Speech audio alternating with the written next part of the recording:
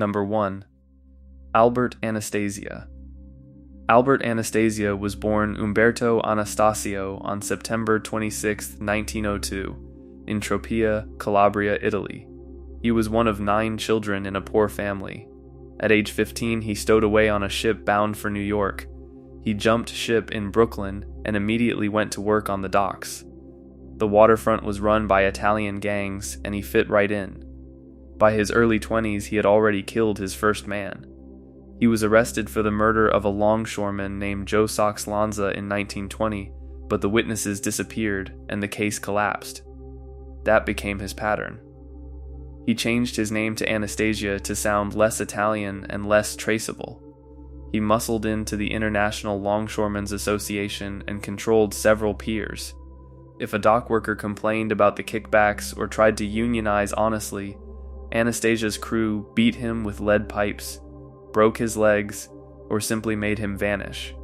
One rival stevedore was found floating in the East River with his throat cut and his tongue pulled out through the hole. Anastasia didn't hide his work. He wanted the docks to know exactly who ran them. In 1931, he was one of the 4 gunmen who walked into the Nuova Via Talmaro restaurant in Coney Island and emptied their revolvers into Giuseppe Joe, the boss Masseria. That hit ended the Castellamarese War and put Lucky Luciano in power. Luciano rewarded Anastasia with steady murder contracts and protection. Anastasia became a made man and quickly rose inside the Mangano family, which later became the Gambino family. He kept the waterfront rackets, the gambling, the extortion, and the enforcement work.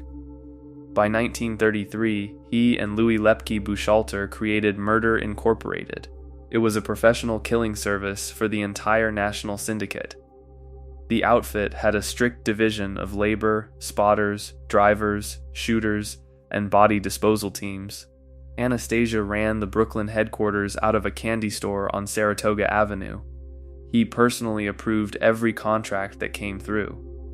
Estimates put the total body count between 400 and 1,000 hits over the next decade. Anastasia didn't just sign the orders. He often pulled the trigger himself. He liked the work. Take the case of Peter Panto. Panto was a 28-year-old longshoreman who tried to expose the corruption on the docks in 1939. He held rallies and talked to the district attorney. Anastasia had him lured to a meeting, strangled with a rope, and buried in a lime pit on a Staten Island farm. The body was never supposed to be found. When it was discovered anyway, the witnesses who could tie Anastasia to the murder were systematically eliminated. One potential informant was shot in the face while eating dinner with his wife. Another was stabbed 27 times in a pool hall. Anastasia's temper was volcanic. In 1942, he walked into a bar on 14th Street because a man had looked at him sideways. He picked up a wooden chair and beat the guy to death in front of 20 witnesses. The witnesses suddenly remembered nothing. In another incident, he pistol whipped a dock worker so badly the man lost an eye and never walked straight again. Fear was his management style. In 1951, his boss Vincent Mangano and Mangano's brother Philip both disappeared within days of each other. Everyone in the life knew Anastasia had ordered the hits. He took over as boss of the family and immediately started expanding. He tightened control over the waterfront unions, the construction rackets, and the gambling operations in Brooklyn and Queens. His crew was the most feared enforcement arm in New York. He answered to no one except the commission, and even then he pushed the limits. Then came the Arnold Schuster killing in 1952. Schuster was a 24-year-old civilian, a tailor's son who had spotted bank robber Willie Sutton on a subway and called the police. He collected the $70,000 reward and appeared on television bragging about it. Anastasia saw the broadcast in a bar. He slammed his fist on the table and said, "I don't like squealers. I don't care who he is. Hit him." His men followed Schuster for days, then gunned him down on a Brooklyn sidewalk in broad daylight, 3 bullets in the head and 1 in the back. The murder of an ordinary citizen who had done nothing against the mob broke every rule the syndicate lived by. The other bosses were furious. It brought FBI heat and newspaper headlines that called the mob out of the shadows. Anastasia shrugged it off. He kept giving orders exactly the way he always had. By 1957, he had grown dangerously greedy. Meyer Lansky controlled the Cuban casino empire under dictator Fulgencio Batista. The Havana hotels and gambling floors were printing millions every month for the syndicate. Anastasia decided he wanted a bigger piece. He sent representatives to Havana demanding a seat at the table. When Lansky refused, Anastasia started planning his own rival casinos and threatened to muscle in by force. At the same time, he openly disrespected Vito Genovese and treated his own underboss Carlo Gambino like a servant. He screamed at commission meetings, made unilateral moves, and threatened anyone who questioned him. His behavior became unpredictable and reckless. Genovese saw the opportunity. He quietly met with Gambino and other bosses. They agreed Anastasia had become a liability who could no longer be trusted. The decision was made. He had to go. Gambino, who would inherit the family, helped plan the details and made sure the hit would be clean. On October 25, 1957, Albert Anastasia followed his usual morning routine. He ate breakfast at a diner on 7th Avenue, read the newspaper, and walked into the barber shop in the basement of the Park Sheraton Hotel at 56th Street and 7th Avenue in Midtown Manhattan. It was 10:15 a.m. He sat in chair number 4, the one closest to the window. The barber draped a white sheet around him, lathered his face with hot shaving cream, and began the shave. Anastasia closed his eyes and relaxed. 2 men wearing dark suits and scarves covering the lower half of their faces walked in.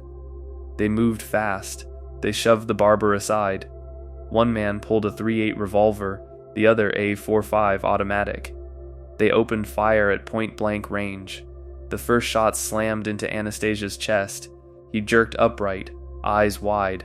Blood sprayed across the mirror. He tried to stand. They kept shooting. 10 bullets in total tore through his body. Chest, stomach, head, arms. Glass from the shattered mirrors rained down on him. He staggered forward 3 steps, blood pouring from his mouth and nose, then collapsed face down on the black and white tile floor. The hot lather was still on what remained of his face. The gunman turned and walked out calmly. No one in the shop tried to stop them. The entire hit took less than 30 seconds. Anastasia, the man who had ordered and carried out thousands of murders, died exactly the way he had sent so many others to their graves, ambushed, outnumbered, and with no chance to fight back. He was 55 years old. His body lay there for the police photographers while the lather mixed with his blood on the floor. Carlo Gambino took control of the family the same afternoon. The commission stayed quiet. No retaliation came. The machine kept running without him. Albert Anastasia's last mistake was believing the rules that governed every other mobster did not apply to him. He pushed too hard on Lansky's Cuban money, alienated Genovese and Gambino, and lost the only thing that had kept him alive for 30 years: fear. Once that fear turned into hatred among his own peers, his time was up. He ended up just another statistic on the long list of bodies he had helped create. Number 2. Carmine Galante. Carmine Galante was born Camillo Carmine Galante on February 21, 1910, in a tenement in East Harlem, Manhattan. His parents, Vincenzo and Vincenza Galante, were Sicilian immigrants from Castellammare del Golfo. He dropped out of school young and ran with violent street gangs on the Lower East Side. His arrest record started in 1926 with robbery and assault charges. By age 20, he had already killed his first known victim. On March 15, 1930, during a payroll robbery in Brooklyn, Galante shot and killed New York City police officer Walter de Castilla in cold blood. He was arrested, but walked free when witnesses were intimidated or vanished. That set the tone for the rest of his life. He became a full-time enforcer and hitman, first working directly for Vito Genovese. NYPD investigators later tied him to between 80 and 100 murders.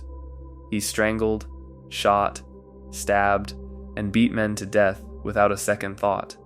One of his highest profile killings came on January 11, 1943. Galante allegedly walked up to Italian anarchist journalist Carlo Tresca on Fifth Avenue in broad daylight and put a bullet in him. Tresca had publicly criticized Mussolini and certain mob-connected figures. Galante was arrested as the prime suspect, but the case collapsed when key witnesses disappeared or refused to testify. He simply kept killing. In the 1940s, he joined the Bonanno crime family as a driver and bodyguard for Joseph Bonanno himself. He rose fast because he was ruthless. By the 1950s, Bonanno sent him to Montreal to open a Canadian outpost and build the heroin pipeline that became known as the French Connection. Galante flooded New York with Sicilian heroin. He controlled the supply from Montreal straight into the city, making millions while other families hesitated. He kept the profits tight and the violence constant. He was indicted for narcotics trafficking in 1958 and 1960. In 1962, he was convicted and sentenced to 20 years. He served 12 years in Atlanta Federal Penitentiary. Even from prison, he ran drug deals and gave orders. When he walked out in 1974, he was hungrier than ever. Joseph Bonanno had retired. Galante seized control of the family as acting boss. He imported Sicilian gunmen known as Zips from Castellammare del Golfo to serve as his personal army. They were loyal only to him, and they enforced his rules with extreme brutality. Once in power, he made his last and fatal mistake. Galante decided he would monopolize the entire heroin trade in the United States. He muscled in on territories controlled by the Gambino family and others. He refused to pay the commission its traditional cut of the drug money. At the same time, he openly ordered hits on rival Gambino soldiers and associates who got in his way. At least 8 Gambino men were murdered on his direct orders as he tried to wipe out competition. He bragged that he didn't need permission from anyone. He ignored every unwritten rule that kept the 5 families in balance. His arrogance and greed turned the entire commission against him. The bosses met in secret. Paul Castellano of the Gambinos, Philip Rostelli of his own Bonanno family, and the rest of the commission gave the green light. Galante had to die. On July 12, 1979, it was a sweltering afternoon in Brooklyn. Galante went to Joe and Mary's Italian-American restaurant at 205 Knickerbocker Avenue in Bushwick. The place was owned by his cousin Giuseppe Joe Turano. He sat on the outdoor patio with Turano, longtime Bonanno capo Leonardo Coppola, and 2 Sicilian bodyguards, Cesare Bonventre and Baldassare Amato. They ate lunch, tomato salad and wine, while Galante puffed on his ever-present cigar. At 2:45 p.m., 3 masked gunmen walked straight onto the patio. They raised shotguns and pistols and opened fire without warning. A shotgun blast slammed into Galante's upper chest and knocked him backward out of his chair. Bullets tore through his left eye and ripped across his body. He collapsed on the ground with blood pouring from his face and chest. Turano and Coppola were shot in the head and died instantly. The gunmen kept firing until the 3 men were finished. Then they turned and walked out calmly. The entire hit took less than 30 seconds. Galante lay dead on the patio, with the cigar still clenched between his teeth. Food and wine glasses were still on the table. His 2 bodyguards walked away without a scratch. Later evidence showed they had helped set him up for the commission. He was 69 years old. Carmine Galante, the man suspected of over 80 murders and the self-proclaimed king of New York heroin, died exactly the way he had sent so many others to the grave, ambushed and executed in public, with no chance to fight back. The commission's order was carried out perfectly. Philip Rostelli took full control of the Bonanno family.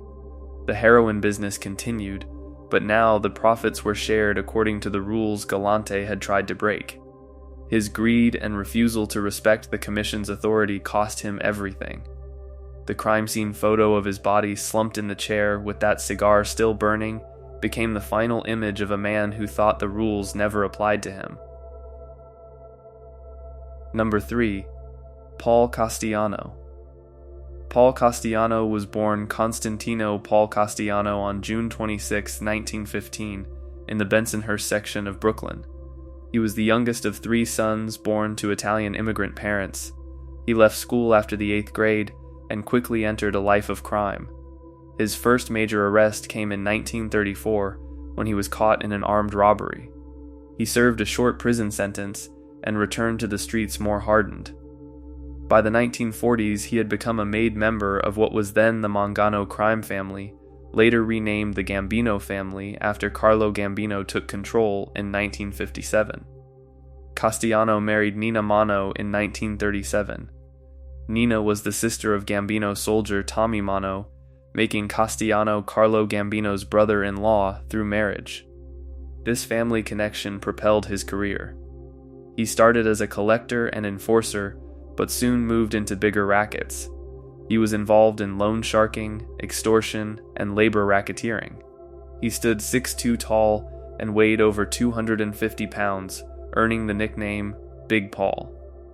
Unlike many mobsters who enjoyed flashy street life, Castellano preferred operating from the shadows like a legitimate businessman.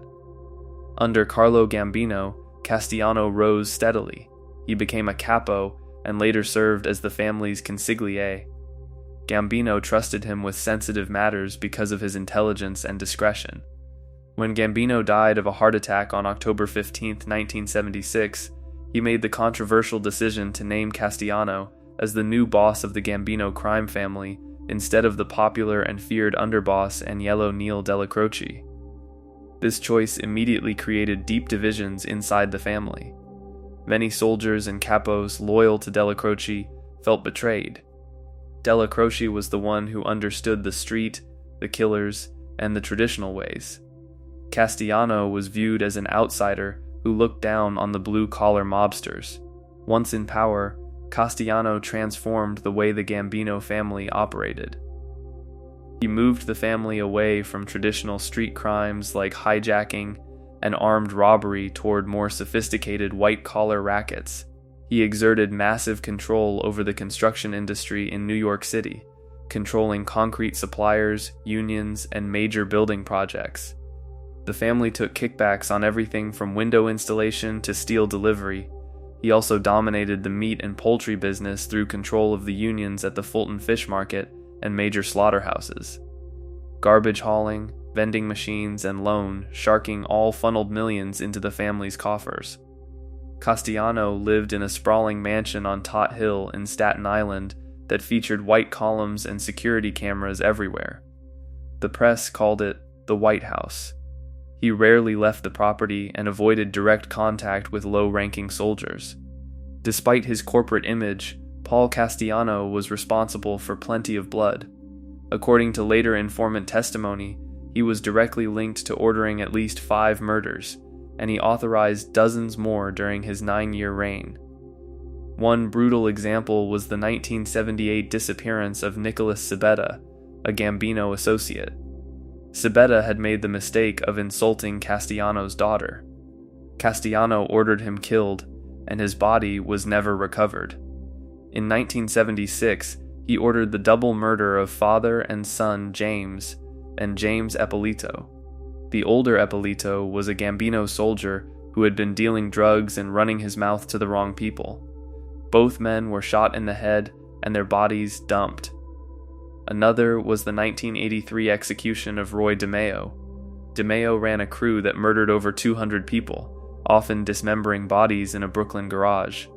He had become a liability with his out-of-control drug dealing. Castellano summoned him to a meeting and had him shot multiple times. DeMeo's body was found in the trunk of his own car.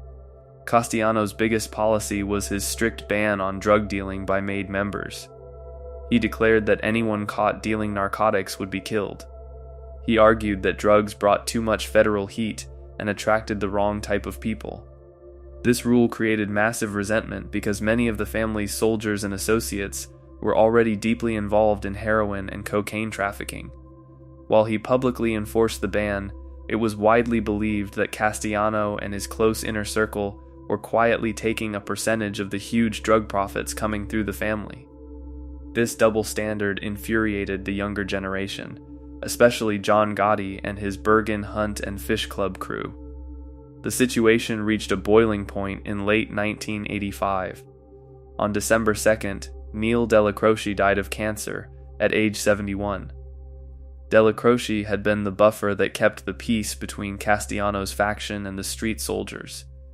His death removed the last restraint. Castellano committed what many saw as his fatal error. He refused to attend Delacroce's wake or funeral. To the men who loved and respected Neil, this was the ultimate sign of disrespect. John Gotti, who viewed Delacroce as a father figure, was livid. At the same time, the FBI was closing in with major indictments, and Castellano was reportedly preparing to demote or even eliminate Gotti and several of his closest allies over the drug dealing issue. He had also promoted his driver and bodyguard Thomas "Tommy" Bilotti to underboss, a move the street crews saw as an insult. Gotti decided he could not wait any longer. He met with Sammy the Bull Gravano and other trusted capos. They planned a bold assassination without full commission approval. The target was set for December 16, 1985. That evening, Castellano and his new underboss Thomas "Tommy" Bilotti left for a scheduled dinner meeting at Sparks Steakhouse on East 46th Street in Manhattan. Bilotti drove the black Lincoln Town car. They pulled up in front of the restaurant around 5:26 p.m.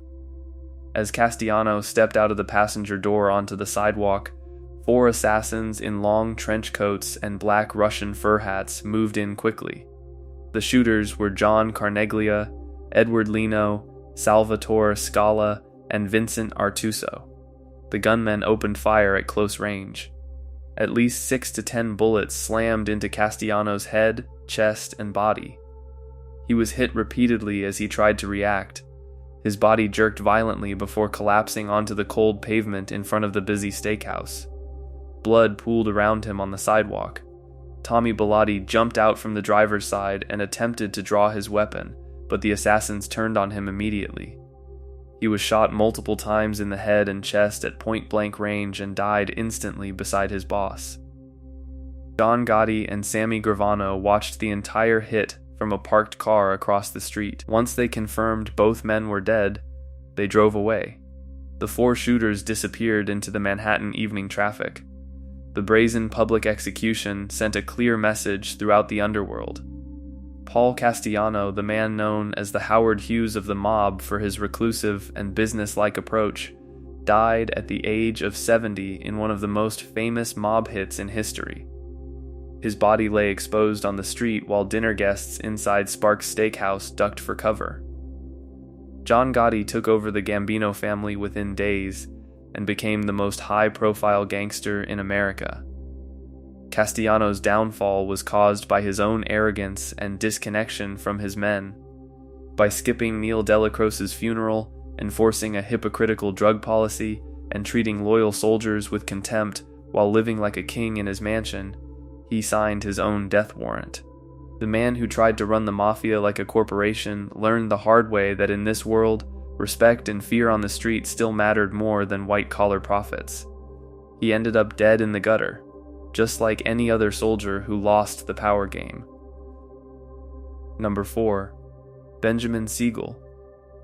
Benjamin Bugsy Siegel was born Benjamin Siegel on February 28, 1906, in the Williamsburg section of Brooklyn to Russian Jewish immigrant parents. He was the second of 5 children in a family that barely scraped by. By age 12, he was already running a protection racket, shaking down pushcart peddlers on the Lower East Side for $1 a week or a beating. He dropped out of school and formed a gang with childhood friend Meyer Lansky. The 2 teenagers created the Bug and Meyer Mob, a crew of Jewish killers and bootleggers that specialized in enforcement work for the emerging national crime syndicate. During Prohibition, Siegel and Lansky hijacked liquor trucks, ran floating crap games, and murdered anyone who stood in their way. Siegel personally murdered more than 30 men. He did not delegate every kill. He liked the work. He shot rivals in the face at point-blank range, strangled them with piano wire until their eyes bulged out, beat them to death with lead pipes and baseball bats in back alleys, and stabbed them repeatedly in the chest and throat. One documented early hit involved a rival bootlegger who shorted them on a shipment. Siegel walked up to the man on a Brooklyn dock, put a gun to his forehead, and pulled the trigger while the victim begged for his life. The body was left in the open as a message. Another time, he and Lansky kidnapped a competitor, drove him to a remote quarry, and Siegel personally beat him unconscious with a shovel before dumping the body. In 1931, Siegel was one of the gunmen who helped assassinate Giuseppe Joe the Boss Masseria in a Coney Island restaurant, clearing the way for Lucky Luciano to reorganize the Mafia.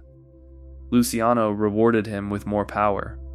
Siegel became a founding member of Murder Incorporated, the syndicate's official execution squad. He traveled coast to coast carrying out contracts. He killed in New York, Chicago, and Detroit. His reputation for cold-blooded efficiency made him one of the most feared enforcers in the country. By the mid-1930s, he had moved to Los Angeles to open the West Coast for the syndicate. He took over gambling rackets, extortion from Hollywood studios, and the narcotics trade flowing through California. He lived large in Beverly Hills, dressed in tailored suits, dated movie stars, and threw parties attended by celebrities who had no idea they were entertaining a man with more than 30 bodies on his hands. Siegel's big vision was Las Vegas. In 1945, he convinced the syndicate to finance a luxury hotel and casino called the Flamingo on a barren stretch of desert highway. The original budget was $1 million. Siegel promised it would be the jewel of the desert and print money for the mob. Construction began, but costs exploded. By late 1946, the project had burned through $6 million. Siegel kept demanding more cash from his investors in New York and Chicago. He flew back and forth, screaming at contractors and skimming huge sums for himself and his girlfriend, Virginia Hill. He bought her jewelry, furs, and a mansion. He paid cash for homes, cars, and hidden accounts, while the Flamingo bled red ink. The casino opened on December 26, 1946, to a disaster. Only a handful of high rollers showed up. The place lost money every night. The syndicate bosses in the East had had enough. They had poured millions into what they now believed was a con job. Meetings were held in secret. The decision came down, Bugsy had to go.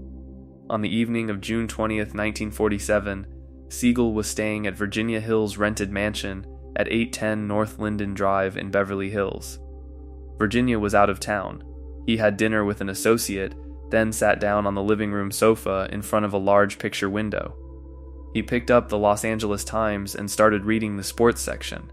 At 10:45 p.m., a gunman outside the window raised a .30 caliber military carbine.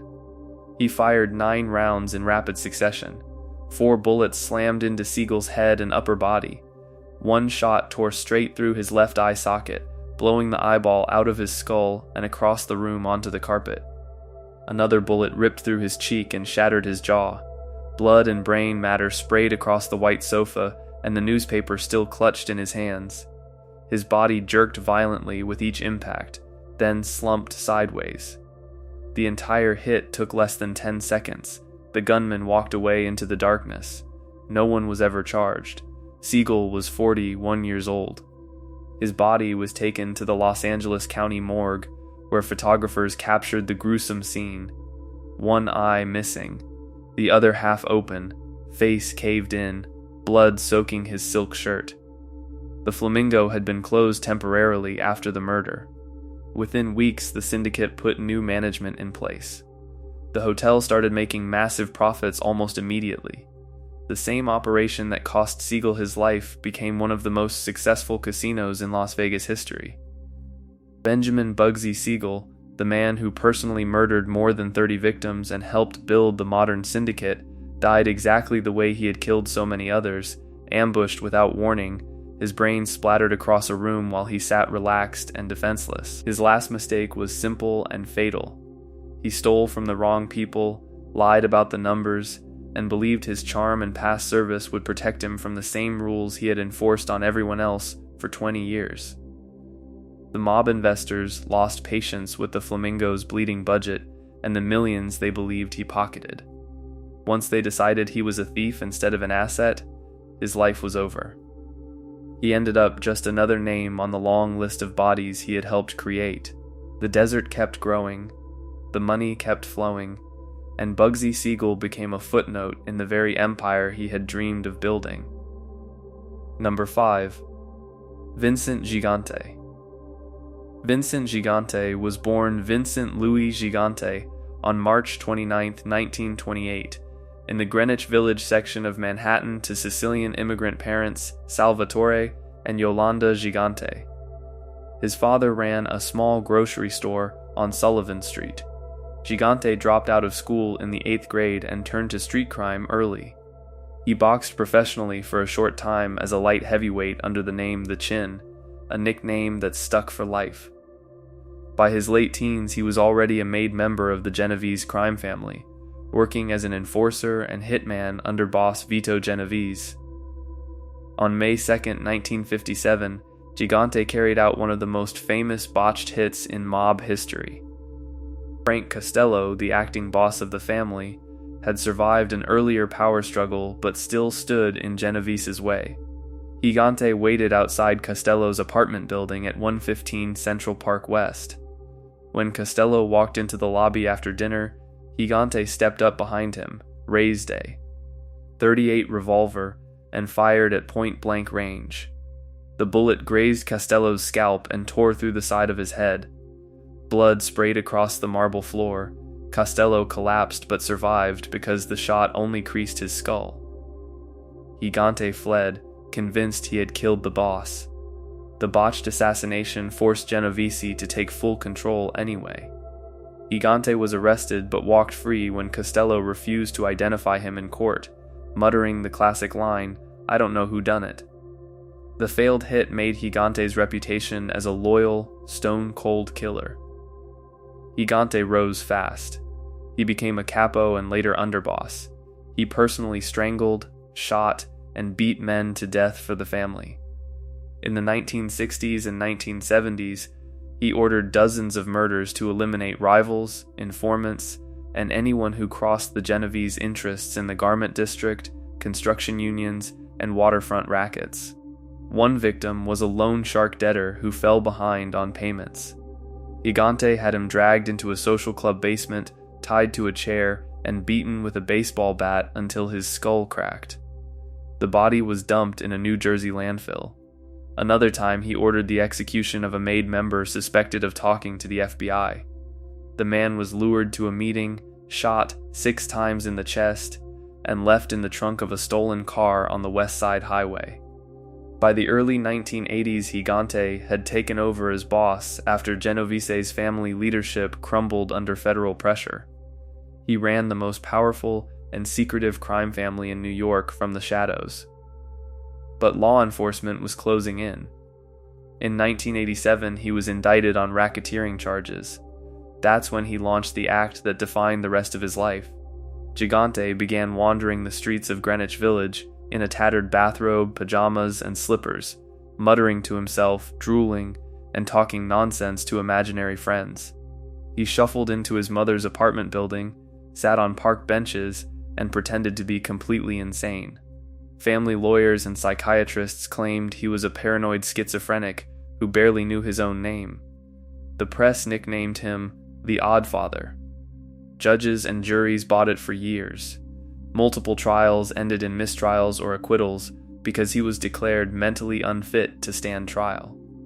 For over 15 years, the Bathrobe Act worked perfectly. He continued running the family from the Triangle Social Club on Sullivan Street and his mother's apartment. He issued orders in whispers, collected envelopes of cash, approved hits, and divided millions in construction kickbacks and union payoffs, all while pretending to be a drooling lunatic. He never admitted anything on tape. He communicated through hand signals and coded language. The FBI spent millions watching him shuffle around in his robe and never caught him giving a direct order. His last mistake came in the late 1990s and early 2000s. Gigante got sloppy. He allowed informants inside the family and planted FBI bugs inside the social club and his mother's apartment.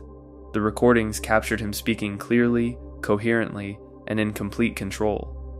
On one tape, he discussed family business, ordered the beating of a debtor, and complained about another capo's performance in perfect English with no trace of the fake insanity. Another bug picked up him giving detailed instructions on a union shakedown and dividing profits from a concrete company scam. Federal prosecutors played the tapes in court. Gigante was heard laughing, cursing, and running the family exactly like the sharp, ruthless boss he had always been. In 2003, the evidence became overwhelming. Faced with life in prison and the recordings that destroyed his entire defense, Gigante finally admitted in open court that the Bathrobe Act had been a deliberate fraud. He pleaded guilty to racketeering and conspiracy to murder. The man who had fooled psychiatrists, judges, and the public for 15 years stood up and acknowledged that the Chin had never been crazy. He was sentenced to 13 years in federal prison. Vincent Gigante died on December 19, 2005, at age 77 in a federal medical center in Missouri. He was still serving time. The once powerful boss of the Genovese family, the man who ordered dozens of murders and botched the hit on Frank Costello, ended his life behind bars because he finally let his guard down. The same sharp mind that kept him out of prison for decades got captured on tape because he underestimated how far the FBI would go with informants and hidden microphones. His legendary Oddfather performance collapsed under the weight of his own words. He died a convicted racketeer, stripped of the only shield that had protected him for years. The family he ran with iron discipline continued without him, but the myth of the crazy man in the bathrobe died the day the tapes played in court. Number 6. Tony Spilotro. Tony Spilotro was born Anthony John Spilotro on May 28, 1938, in Chicago's near west side to Italian immigrant parents Pasquale and Antoinette Spilotro. His father ran a small delicatessen on Taylor Street. Tony was the youngest of 6 children and grew up in a tough Italian neighborhood where the Chicago outfit already controlled the streets. He stood only 5'5" and weighed barely 150 pounds, earning the nickname Tony the Ant early on. By age 13, he was already running with local street gangs, stealing cars, shaking down bookies, and beating kids who looked at him wrong. He dropped out of high school and was arrested for the first time at 17 for carrying a concealed weapon. That arrest was just the beginning. Spilotro joined the Chicago outfit in the late 1950s under the wing of made man Mad Sam DeStefano. He proved himself as a ruthless enforcer. The FBI would later suspect him of personally participating in 22 to 25 murders during his career, most of them carried out with his bare hands or simple tools to send unmistakable messages.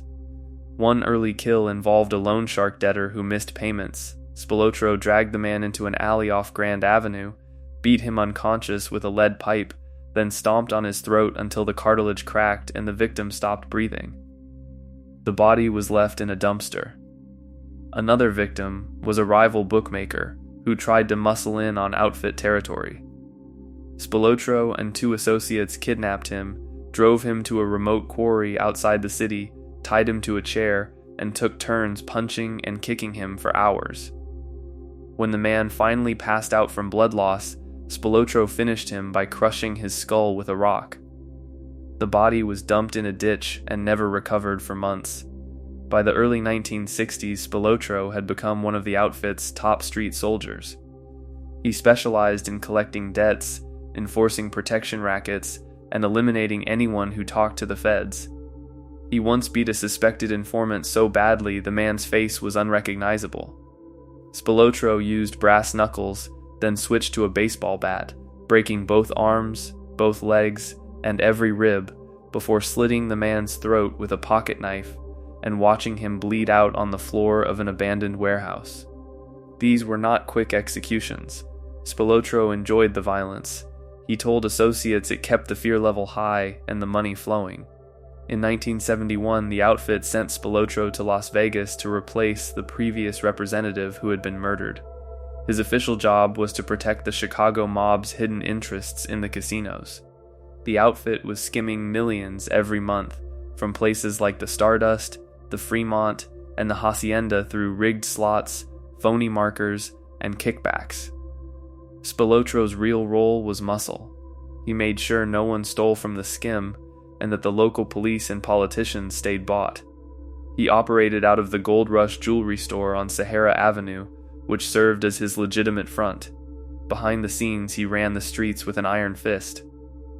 Spilotro quickly formed the Hole in the Wall Gang, a crew of professional burglars who specialized in high-end residential and commercial break-ins. They drilled through walls, bypassed alarms, and stole jewelry, cash, and furs worth hundreds of thousands per job. The gang hit over 100 targets in the Las Vegas Valley. One notorious score was the 1976 burglary of a wealthy businessman's home, where they stole $500,000 in cash and diamonds. Spilotro took a heavy cut of every score, even though the outfit had strict rules against unauthorized street crimes in Vegas. The burglaries brought massive FBI and local police heat. Undercover agents started infiltrating his crew. Informants began talking. Spilotro's name was suddenly in every newspaper as the man running the most violent crew in the desert.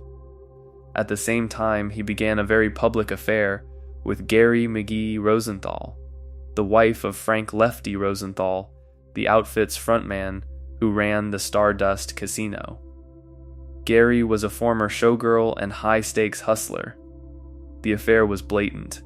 Spilotro was seen with her at restaurants, hotels, and private parties while Lefty was busy managing the skim.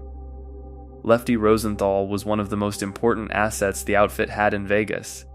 The affair humiliated him and created dangerous tension inside the organization. Spilotro didn't care. He bragged about it to his crew. He continued the relationship openly, even after Lefty confronted him. This personal betrayal, combined with the burglary ring, made Spilotro a massive liability. The final straw came in 1985 and early 1986. The FBI had Spilotro under constant surveillance. Wiretaps, hidden cameras, and informants painted a picture of a man completely out of control. The Hole in the Wall Gang was indicted in 1985 on multiple burglary charges. Several members flipped and began cooperating. Spilotro's name was linked to at least 2 contract murders in Vegas during this period, including the 1979 killing of a casino executive who had threatened to expose the skim. The bosses back in Chicago, Joe Ayupa, Jackie Cerrone, and others, held secret meetings. They decided Spilotro had brought too much federal heat. The casinos were under siege. The skim was drying up. His reckless street crimes and the affair with Rosenthal's wife had turned him from an asset into a walking disaster. The order came down. Tony and his brother Michael had to be eliminated. On June 14, 1986, Spilotro and his brother Michael were lured to a meeting under the pretense of a promotion. Michael was also a made member and had been helping Tony in Vegas. They flew back to Chicago and were taken to a basement in Bensonville, Illinois. Waiting for them were several outfit enforcers. The brothers were stripped to their underwear.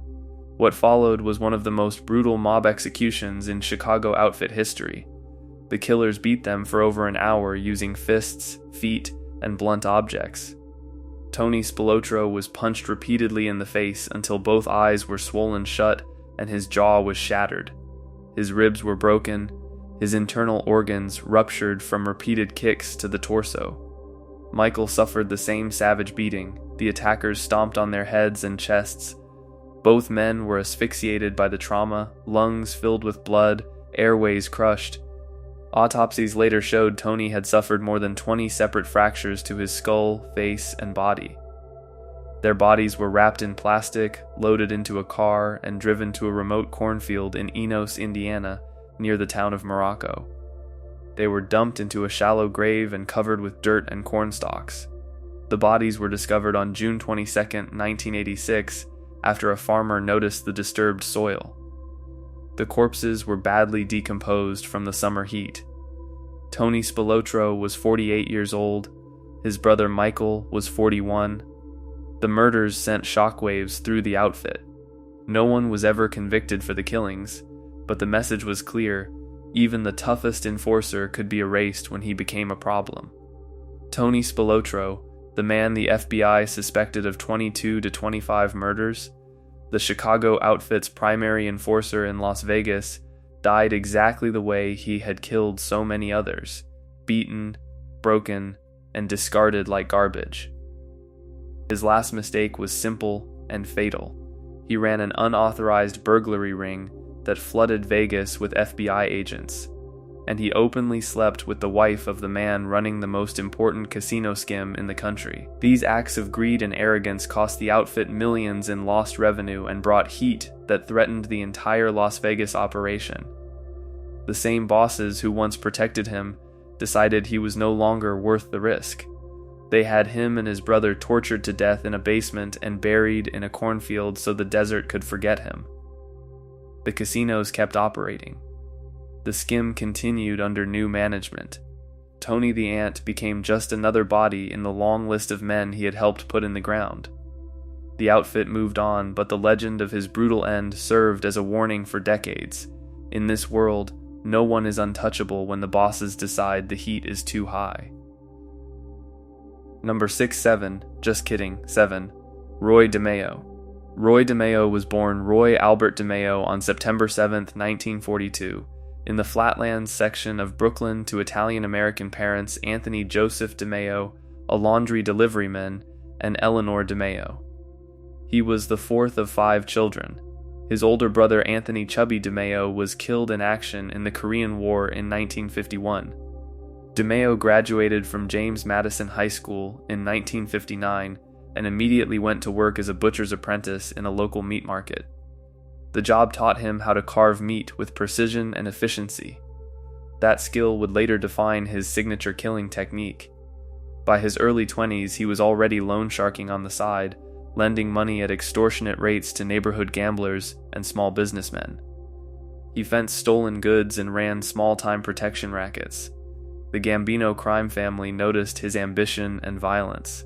He became an associate under Capo Anthony Nino Gaggi and was formally inducted as a made man in the late 1960s. DeMeo built the most feared crew in the Gambino family. It operated out of the Gemini Lounge at 4021 Flatlands Avenue in the Canarsie section of Brooklyn. The bar was a front. Behind it was a small apartment where the real work happened. The crew included Chris Rosenberg, Joseph and Patrick Testa, Anthony Center, known as the Gemini Twins for their identical looks and cold efficiency, Henry Borelli, Frederick Denome, Richard Denome, Joseph Dracula Guglielmo DeMeos, and later Vito Arena and Carlo Profeta. They ran stolen cars, drugs, pornography, prostitution, and extortion. But their real specialty was murder. The FBI and NIPT eventually linked the DeMeo crew to between 100 and 200 killings, many carried out by DeMeo himself with his own hands. The method they perfected became known as the Gemini method. It was simple, clinical, and designed to leave no evidence.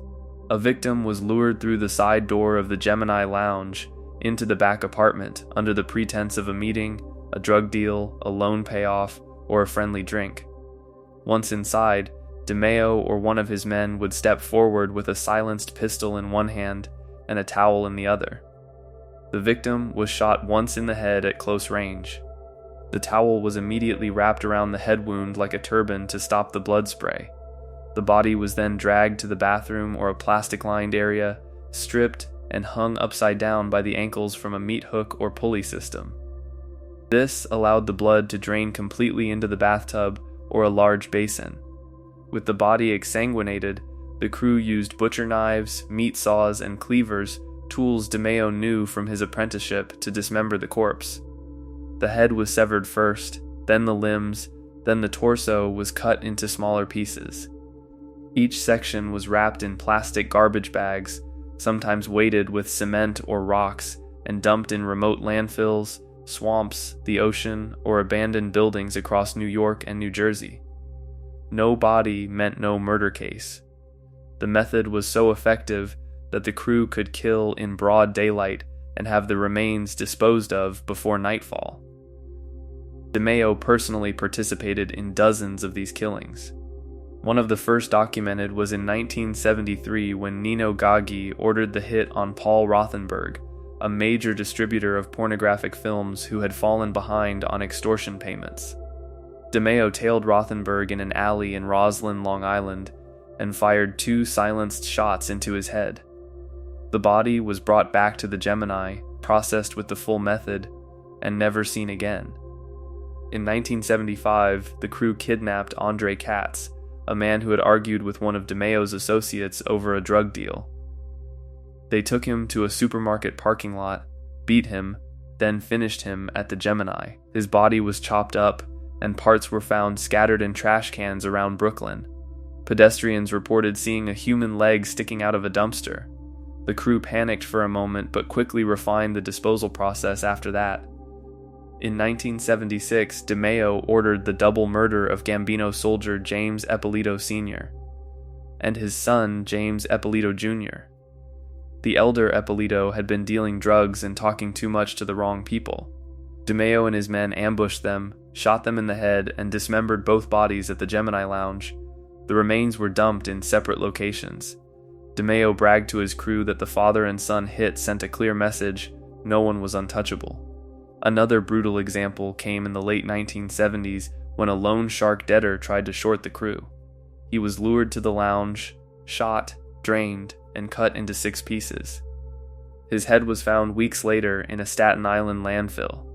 DeMeo once killed a man simply because the victim had looked at him the wrong way in a bar. The man was taken to the back room, executed, and processed while the jukebox played in the front of the lounge. Customers drinking at the bar had no idea a human being was being butchered 20 feet away. The crew's stolen car operation ran parallel to the murders and eventually sealed DeMeo's fate. They specialized in high-end vehicles, Cadillacs, Lincolns, Mercedes, that were stolen off the streets of New York and shipped overseas, mainly to Saudi Arabia and Kuwait, where they fetched premium prices on the black market.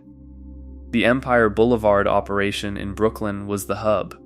Crew members used professional auto thieves, forged paperwork, and container ships leaving from New Jersey ports. The ring generated millions.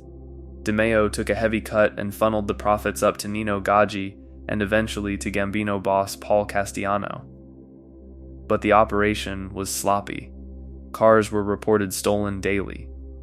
Insurance companies and the FBI took notice.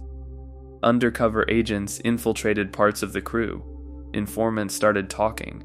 The murders piled up at the same time. Missing persons reports linked back to the Gemini Lounge.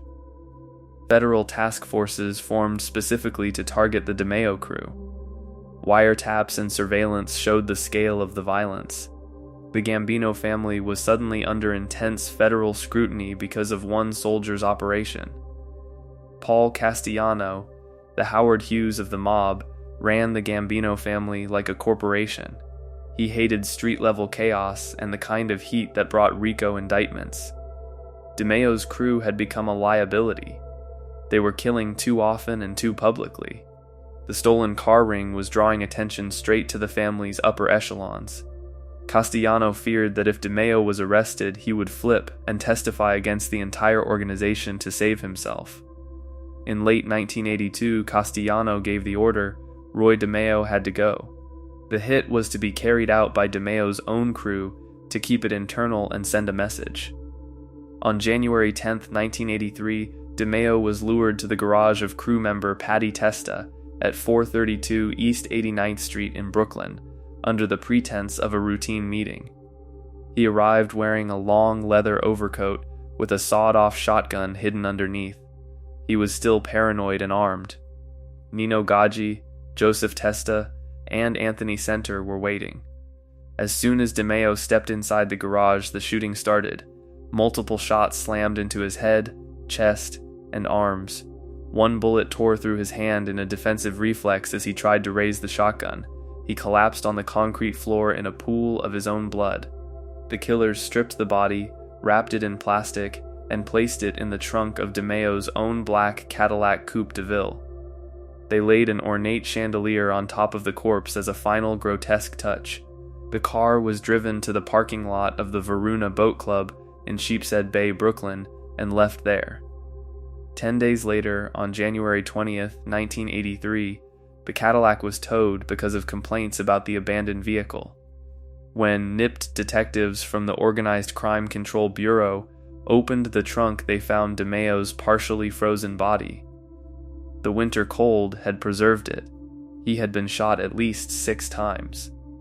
The chandelier was still resting on his chest. He was 40 years old.